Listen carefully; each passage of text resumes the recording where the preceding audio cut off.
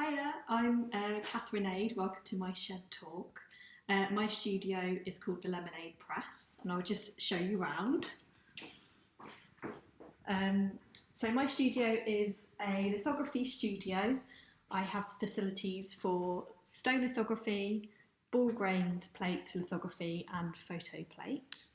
I have two presses in theory. One of them isn't here because I haven't needed it in lockdown. But this is my Polymetal JL70 press, and yeah, it's a really lovely press. The biggest print size I can print on this is 72 by 114 centimetres, so it can make some big work. This is my setup, so I've got a L-shape setup around it, so it's nice and economical for printing time.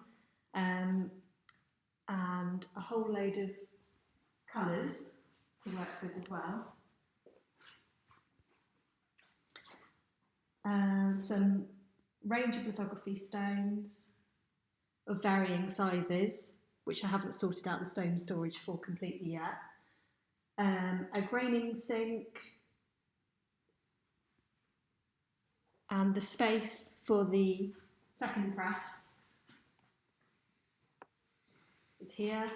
That's going to be arriving next week now, but I haven't needed it in lockdown because I haven't had any members in the studio to come and use it. I'm planning to open the studio relatively soon for membership, and the classes that I'm running will start in October now, and I'm partnering up with Spike Island printmakers to run these classes because they don't have lithography facilities in their studio, so they'll be sending people here. So I'm prepping for that too, which is why I've got a larger studio space. I've also got a plate graining machine, which grains aluminium and zinc plates. Here it is, here's the beast. And I'm also supplying plates to universities, colleges and printmakers around the country for all of their ball grain plate needs. And ball grain plates are also really good for when you either don't have a litho press and you have access to an etching press, or your stones that you do have for your direct litho press aren't large enough, so they enable the artist to work on a much larger scale. There's the ball bearings that go in the machine. Basically, the machine works in a similar way to manually graining a stone, where the press then actually oscillates with some water and grit inside it to put a tooth on the metal plates. And then the ball bearings get tipped out of the bed of the machine into this bucket here at the end of the cycle. There are only 3 machines of this kind in the country, and I'm the only person who's supplying the plates in the country. So it's good to keep it going, because otherwise this practice would be, I don't know if it would die out, but it'd be very difficult to come across these plates now. So I'm glad to be providing the service, and also I love ball grain plate lithography, so it's good to be able to do it in my own practice as well.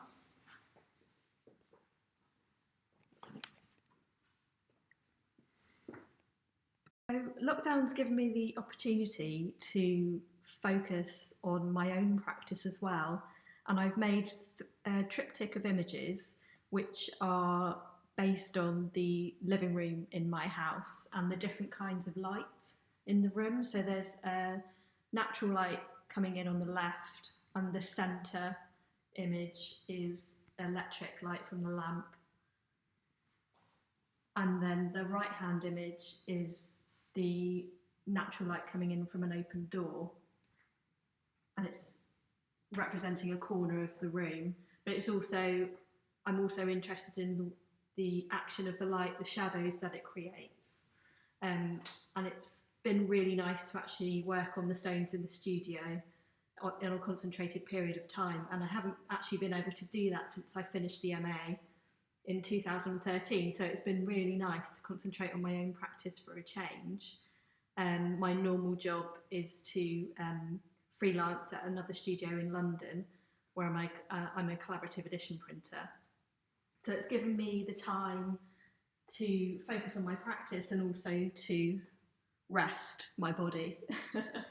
I've also got another series of stones on the go, which are much smaller scale image in 3 layers. So there's the key layer of the table and chair,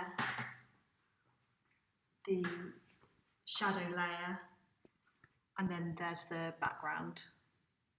And yeah, it's nice to get to grips with the stones in the studio, to explore this idea about interiors and different kinds of light, and to be able to respond to my environment and have more quality time to kind of focus and think about my practice a little bit more.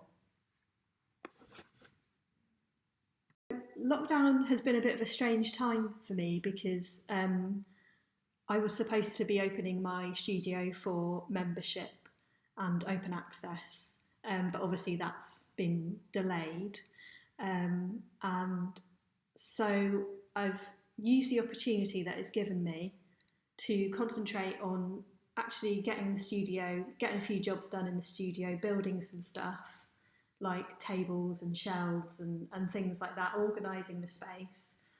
And by being in here myself, I've been able to realise where things need to be and sort of general kind of like time and motion things, like things that make things more efficient and all that sort of thing, really. And also with the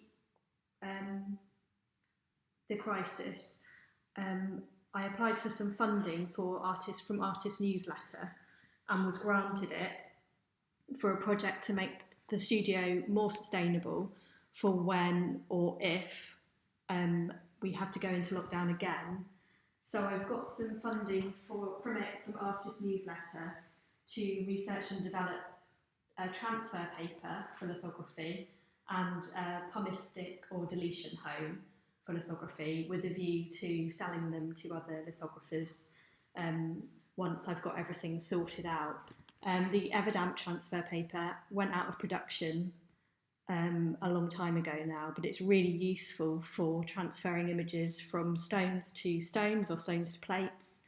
And it's also really good for painting water washes onto, where a normal gum arabic based transfer paper is not possible to do that.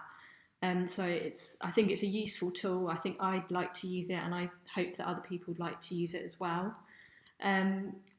The lockdowns also put up some challenges for me because I was supposed to start collaborating with an artist, Fiona Grady, during the lockdown, and obviously with social distancing and everything, she couldn't come into the studio. She's normally based in London. But we have managed to start collaborating, and I can't, I'm afraid, show you the image that I'm working on because we're releasing some 3 prints later in the year, but they haven't been released yet. But here is some of the correspondence that we've had, some of the colour swatches, some ideas, and the baby stone itself.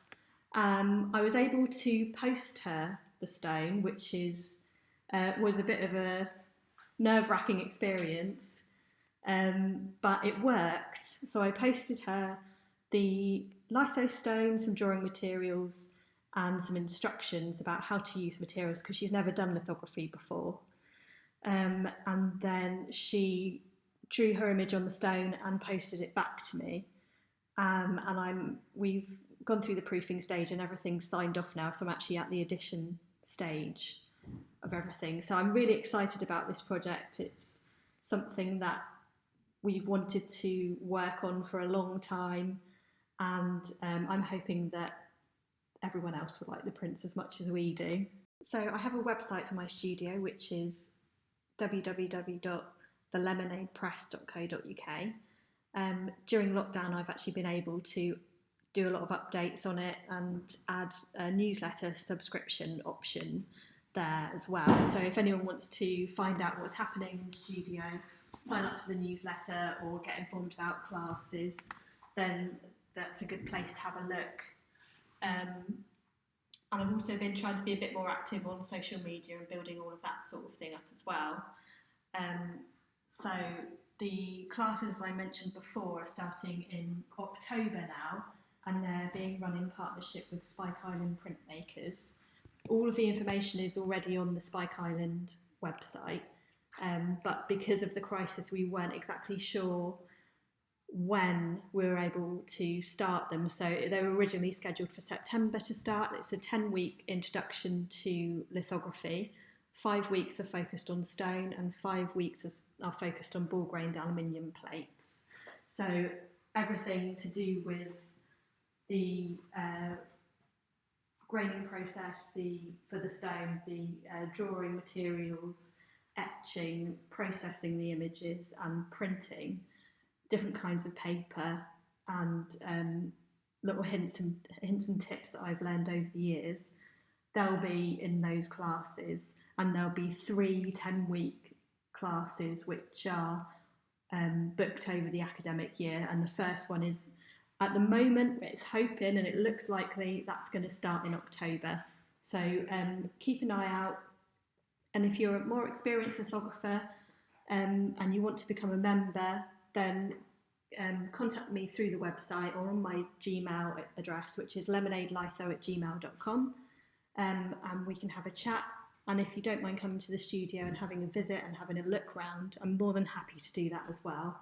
And I'm hoping to open the membership as soon as I possibly can, really, just to try and get more people in here and using the space, and having a bit more of presence in here rather than just rattling around here on my own. So thank you very much for listening, and take care.